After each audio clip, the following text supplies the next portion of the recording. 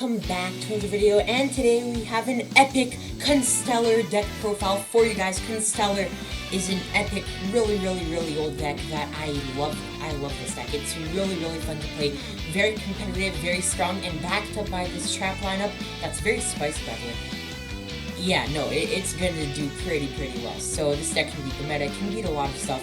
And without further ado, be sure to smash the like button, comment down below what Constellar card is your favorite, because I don't know, I think my personal favorite is Catechus, but like, I don't know, to each of their own. So tell me below what Constellar card is your favorite.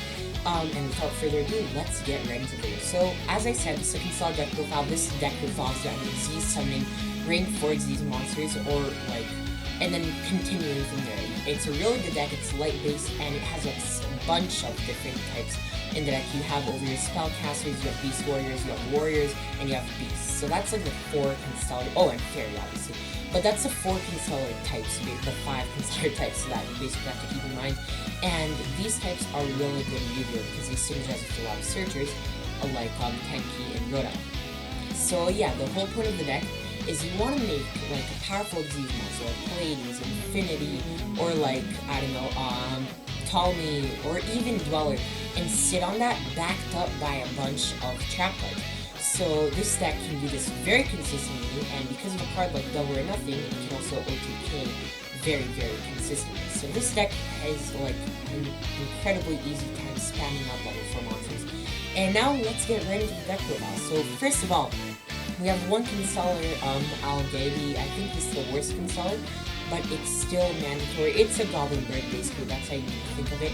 It's not the worst, but like, it's nice to see, but you really don't want more than one because it's searchable, and there are just so many ways to get to it. It's useful a lot, so you still want to run it.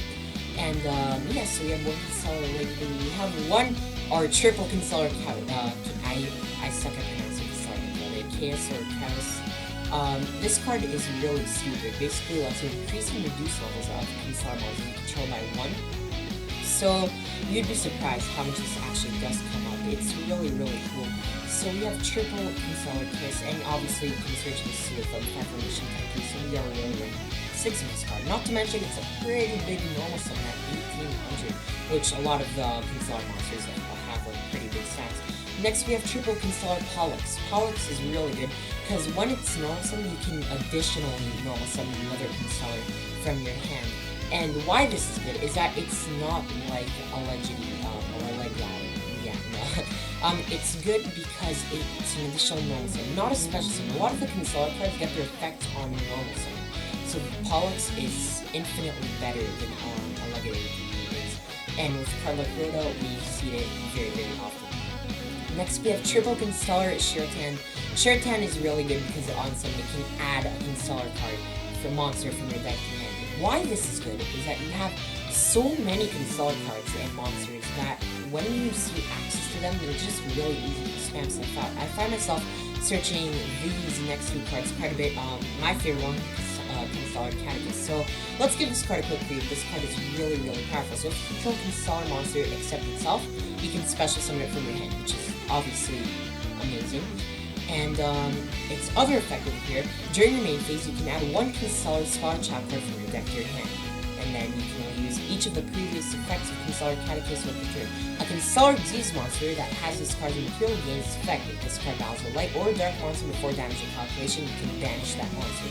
So not only does this card make whatever you like summon with it literally like, I don't know how to explain it, like a conductor. You can get rid of everything when they attack. But Catechus is also a free body, and it's a searcher. So this card is literally all you can ask for. I think it's definitely, if any other archetype had this card, it would have been a lot more broken. In Constellar though, I think this fits in perfectly. It's sad that it's a spellcaster, but if this was a warrior or a beast warrior, that would be, you know, nice. And our other card, Constellar Sombre, this card is also really good. It's good revival, it has multiple effects, so I personally really like this card. And it's like the only Constellar art with like blue in it, kind of like a different type of blue, which is pretty cool. I like the art. And that's basically it for our Constellar monsters for the main deck. All in all, I would not change this lineup. I really think it's a perfect ratio for Constellars.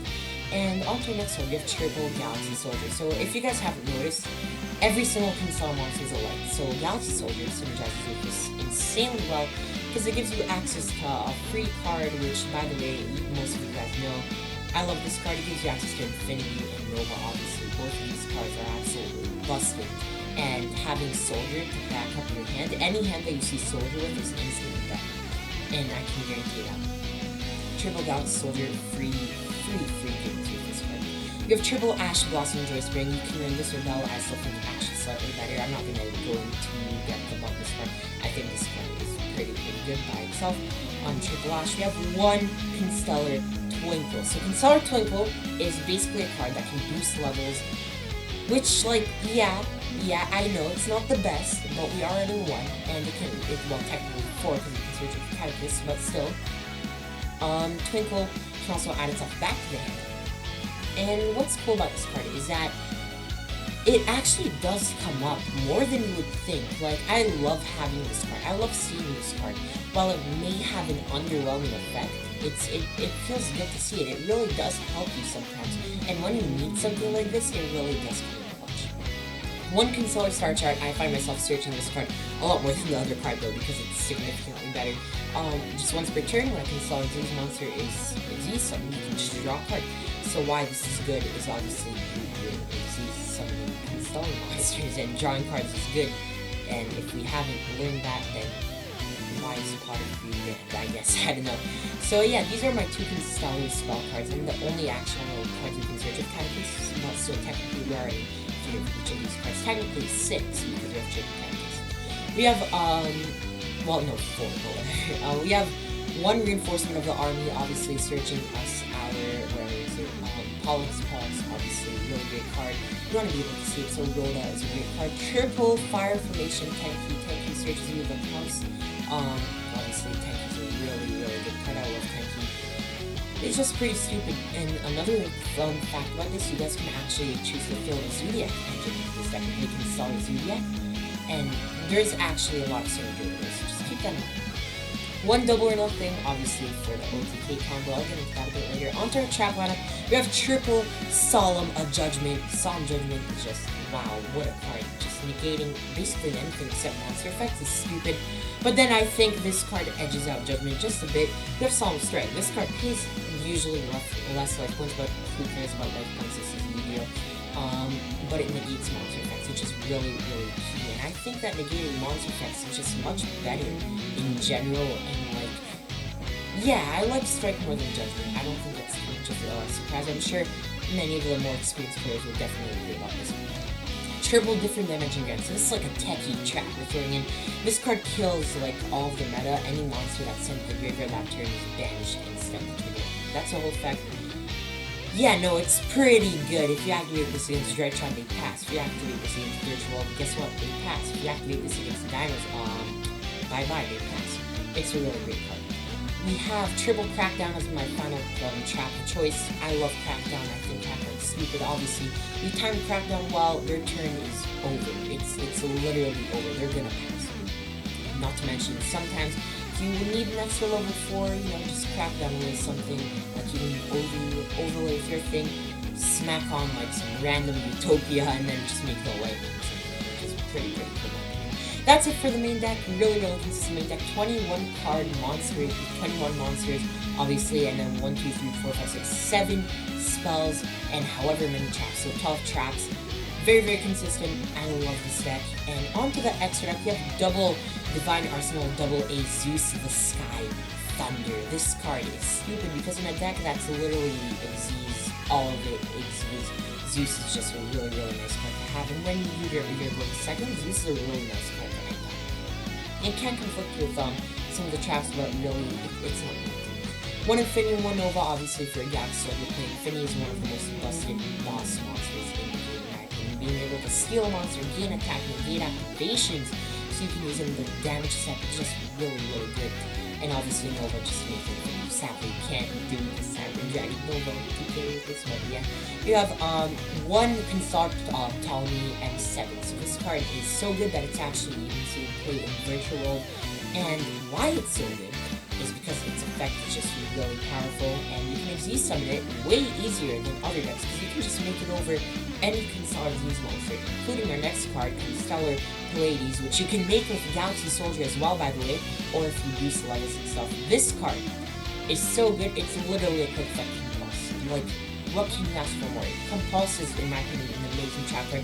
I'm not running it because I have Pleiades, but like, Compulse is just such a good card, meaning that Pleiades is even better because it's a better. We have one Constellar Omega, obviously, like, really good. It makes all of yourself unaffected by spells and traps, which can be really, really useful. You would be surprised how much of this effect actually comes up in this current metagame, and it's great against Chuchi, against Virtual, which is really fun.